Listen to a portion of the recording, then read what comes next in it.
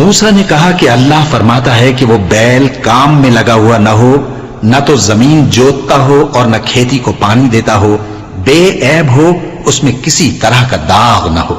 کہنے لگے اب تم نے سب باتیں درست بتا دی۔ غرض بڑی مشکل سے انہوں نے اس بیل کو ذبح کیا، جبکہ وہ ایسا کرنے والے لگتے نہ تھے۔ اور جب تم نے ایک شخص کو قتل کیا تو اس میں باہم جھگڑنے لگے، حالانکہ جو بات تم چھپا رہے تھے اللہ اس کو ظاہر کرنے والا تھا۔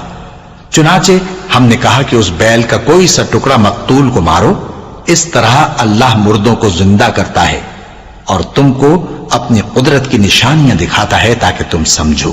پھر اس کے بعد تمہارے دل سخت ہو گئے، گویا وہ پتھر ہیں یا ان سے بھی زیادہ سخت۔ اور پتھر تو بعضے ایسے ہوتے ہیں کہ ان میں سے چشمے پھوٹ نکلتے ہیں، اور بعضے ایسے ہوتے ہیں کہ پھٹ جاتے ہیں اور ان میں سے پانی نکلنے لگتا ہے، اور بعضے ایسے ہوتے ہیں کہ اللہ کے خوف سے گر پڑتے ہیں، اور اللہ تمہارے کرتوتوں سے بے خبر نہیں۔ مومنوں، کیا تم امید رکھتے ہو کہ یہ لوگ تمہارے دین کے قائل ہو جائیں گے؟ حالانکہ ان میں سے کچھ لوگ کلام اللہ یعنی تورات کو سنتے، پھر اس کے سمجھ لینے کے بعد اس کو جان بوجھ کر بدل دیتے رہے ہیں۔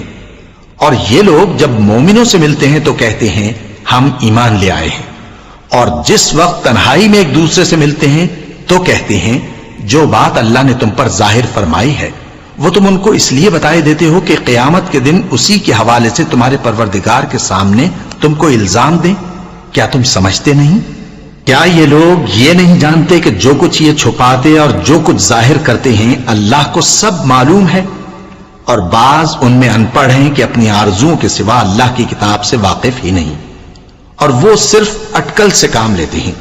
سو ان لوگوں پر افسوس ہے جو اپنے ہاتھ سے کتاب لکھتے ہیں اور کہتے یہ ہیں کہ یہ اللہ کے پاس سے آئی ہے، تاکہ اس کے عوض تھوڑی سی قیمت یعنی دنیاوی منفعت حاصل کریں۔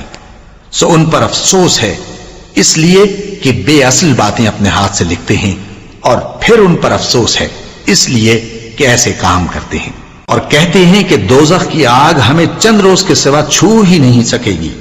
ان سے پوچھو کیا تم نے اللہ سے اقرار لے رکھا ہے کہ اللہ اپنے اقرار کے خلاف نہیں کرے گا؟ یا تم اللہ کے بارے میں ایسی باتیں کہتے ہو جن کا تمہیں مطلق علم نہیں؟